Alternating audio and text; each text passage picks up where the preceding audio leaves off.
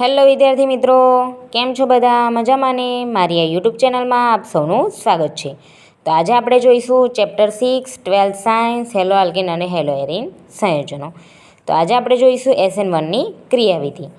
તો આ પ્રક્રિયા બે તબક્કામાં થાય છે, બરાબર.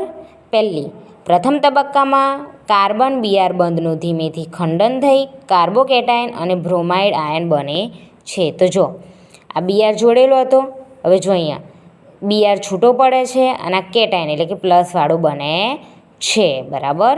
આ તબક્કો સૌથી ધીમો છે, એટલે કે એકદમ સ્લો છે. પ્રક્રિયાનો વેગ માત્ર આલ્કાઇલ હેલાઇડની સાંદ્રતા પર આધાર રાખે છે. આ તબક્કો ખરો ને એ ખાલી પ્રક્રિયા જે હોય ને આ પ્રક્રિયા એના વેગ માત્ર આલ્કાઇલ હેલાઇડની સાંદ્રતા પર આધાર રાખે છે, બરાબર.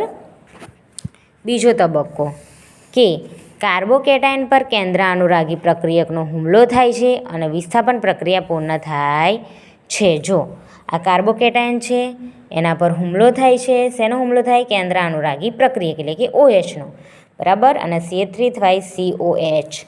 આ OH જુદો હતો, આ કાર્બોકેટાયન છે એના સાથે OH જોડવા પ્રયત્ન કરે છે ને લાસ્ટમાં OH જોડાય છે. પછી કાર્બોકેટાયનની સ્થાયીતા જેટલી વધુ હશે તેટલો જ ઝડપી પ્રક્રિયાનો વેગ થશે, બરાબર. જેટલી સ્થાયીતા વધુ એટલો ઝડપી વેગ થશે.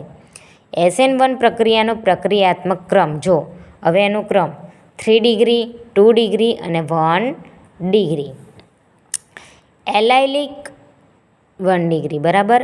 એલાઇલિક અને બેન્ઝાઇલિક હેલાઇડ SN1 પ્રક્રિયા પ્રતિ ઊંચી પ્રતિક્રિયાત્મકતા દર્શાવાય છે, બરાબર. જો હવે આ છે, હવે આ ડબલ બોન્ડ હતો, આ પ્રતિવર્તી પ્રક્રિયા છે, રિવર્સ. જો આ જેવી છે ને એ આ બને છે, પછી આની આ ફરી આ બની શકે છે. તો જો અહીં ડબલ બોન્ડ છે, તૂટીને એનો અરો અહીં છે કે અહીં તું ડબલ બોન્ડ આપતો. જો CH2 હવે જે આનો પ્લસ આયન હતો, ડબલ બોન્ડ આને આપ્યા તો આ કાર્બન પાસેથી કંઈક તો જાય ને, તો આના પાસે જે પ્લસ આયન હતો ને આને આપે છે. જો અહીં પ્લસ આયન આવી ગયો ને આ ડબલ બોન્ડ હતો અહીંયા આવી ગયો, ફરી એમ કે હું પાછો અહીં આવું ને તું અહીં આવી જા, તો ફરી બનવી તો આની આ પ્રક્રિયા બની શકે. એટલા માટે રિવર્સ છે, પ્રતિવર્તી પ્રક્રિયા. તો જો અહીં CH2નો ડબલ બોન્ડ અહીં જાય છે તો અહીં બન્યો. હવે આનું પ્લસ હતું, હવે આની પાસેથી લીધું એટલે અહીં બને. જો સમજાવો હવે. આ બેન્ઝીન છે, બરાબર. અહીં ડબલ બોન્ડ છે, અહીં CH2 છે, આની પાસે પ્લસ છે અને આ એમ કે ડબલ બોન્ડ અહીંયા. આ કાર્બનનો ડબલ બોન્ડ ખરો ને અહીં આગળ લેવા માંગે આ કાર્બન. તો આ કાર્બન પાસે લેવું છે તો આ કાર્બન પાસે કંઈક છે, તો હવે એ તો આલું જ પડે ને. હવે આની પાસે શું છે? Plus ion. તો જો હવે આને પૈસાની જરૂર છે તો આની પાસે પૈસા છે તો આવો કે મને આપતું, અને મારે જે સોનું છે એ તું લઈ લે, ગીરવે રાખી દે, બરાબર. તો હવે આનું એવું આવું લેશે. તો આમ જો અહીં હવે આમ આ પ્લસ આયન છે, બરાબર. આને અહીં આપી દીધું.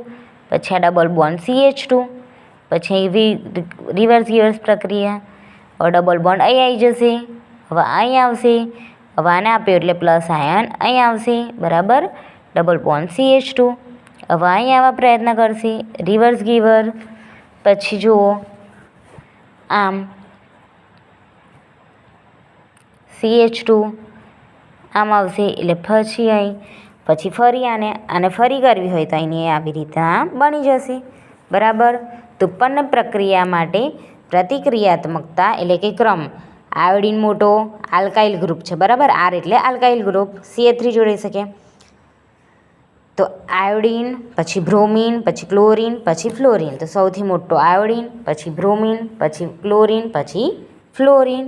ઓકે, તો આજે આપણે SN2 ક્રિયાવિધિ જોઈ. ઓકે વિદ્યાર્થી મિત્રો, જો તમને મારો વિડીયો ગમ્યો હોય તો લાઇક, શેર અને સબસ્ક્રાઈબ કરો. મળીએ નેક્સ્ટ વિડીયોમાં. Bye bye.